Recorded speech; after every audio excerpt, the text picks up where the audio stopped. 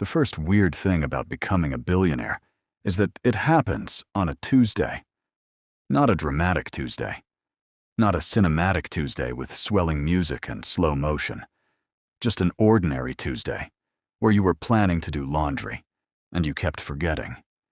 And then somewhere between the second cup of coffee and the unwashed clothes, a number appears on a screen that makes your brain simply refuse to process reality.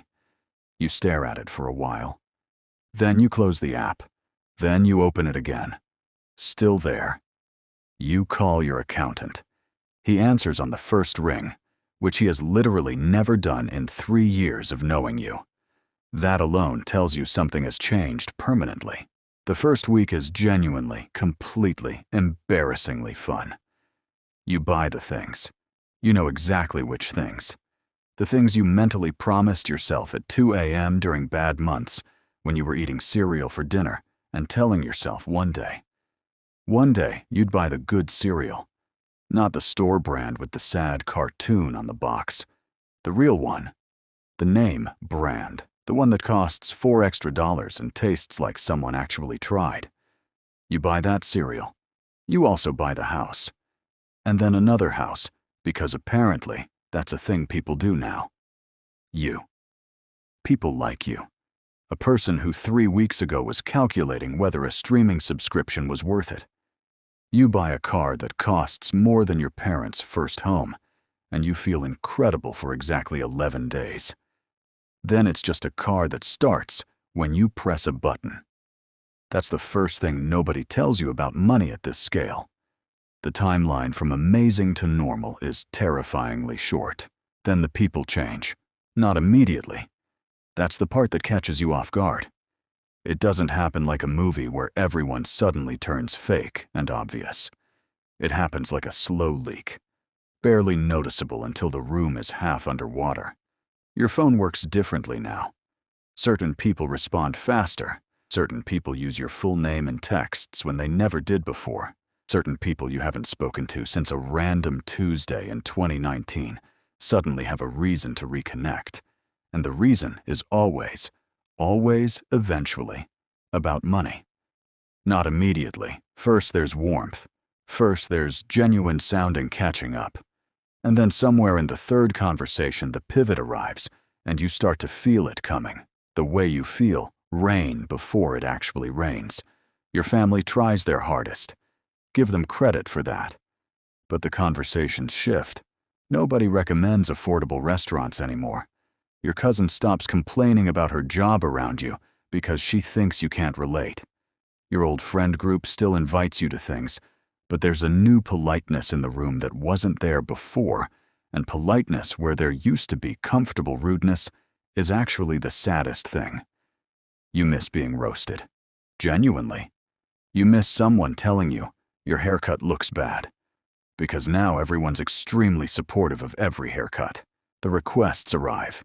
First they are reasonable. Of course they are. Tuition, medical bills, legitimate things you are genuinely glad to help with. You help, and it feels good and clean and simple. Then the radius expands. A friend of a friend has a startup. A cousin has an opportunity. Someone sends you a business plan attached to a very long email that begins with, "I know this might seem unusual, but hear me out." And brother, it is unusual. It is extremely unusual. The business is a subscription service for personalized motivational rocks. You read the whole email. You don't know why, you just do. Your DMs become a separate psychological experience. Thousands of messages. People who need help. People performing need. People who are certain that destiny specifically selected you to fund their lifestyle. One person sends you 7 consecutive messages that are just the word, please, with escalating punctuation. Please. Please. Please. You block them with genuine compassion.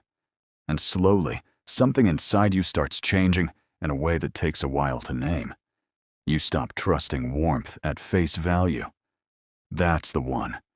That's the quiet damage. Because when the money reaches a certain size, Every compliment gets a question mark attached to it automatically. Someone laughs at something you say, and for a half second, you calculate whether they would have laughed without the money. Someone calls you insightful, and your brain immediately starts auditing the compliment for hidden interest. You are 24/7 inside a detective novel that you did not ask to be the main character of. Then comes the power. And honestly, the power is the strangest part, because it doesn't feel like what you imagined. You imagined power would feel like confidence, like certainty, like knowing the answer. Instead, it feels like standing in a room where everyone is watching the door you just walked through and waiting to see what you want. And the problem is sometimes you don't want anything. You just walked into a room. Business decisions you make affect hundreds of jobs. Things you say publicly move markets in small but measurable ways. People quote you on things you said casually, things you said while mildly distracted, things you said because you ran out of better things to say. And you realize nobody is going to tell you when you're wrong anymore. That's the invisible tax on this level of wealth. Everyone around you is professionally incentivized to agree with you, and the ones who aren't are the ones you need to find desperately and keep forever. One night you try to disappear. Hoodie on, no security, no convoy. Just you in a convenience store at 11 p.m., like a regular human being attempting to purchase chips without a geopolitical implication. For about 4 minutes it works. The fluorescent lights, the refrigerator, a couple arguing about which energy drink is better, the cashier who has seen everything and is impressed by nothing. It's perfect. It's ordinary. It feels like oxygen after being inside too long. Then someone looks twice. Then a phone comes up. Then 2 phones. You leave. No chips. The hoodie didn't work. The hoodie never works. You sit alone that night in a house that has more rooms than you have visited this month, and you understand something that is difficult to explain to anyone who hasn't felt it. The life you had before is not on pause. It's not waiting for you somewhere. It's gone. The version of you who could walk into a convenience store at 11 p.m. and be completely invisible to the world is a person who no longer exists. That's not a complaint. You hold it clearly as a fact.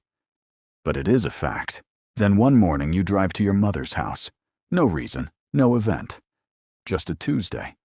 And yes, it's another Tuesday. Tuesdays keep happening to you. And you show up and she opens the door and immediately tells you the fridge is making a sound again. And do you think it's the compressor? Not, how are you, you massive success story. Not, my incredible wealthy child has arrived. The fridge is making a sound, and she wants your opinion on compressors. You sit at the kitchen table. Same table from your entire childhood. Same coffee she's always made, which is slightly too strong, and she adds too much sugar, and it is somehow the best coffee you've had in a year. She talks to you like a person, like her specific person, not a billionaire, not a financial entity. Just you, slightly tired, probably need a haircut, drink your coffee, and sitting there in that ordinary kitchen at that ordinary table with that too sweet coffee, you feel something you have been quietly chasing through every hotel and purchase and experience for months. You feel like yourself. Later that night, you stand on the balcony of a building you own in a city you love, and you look at all of it. The lights, the people,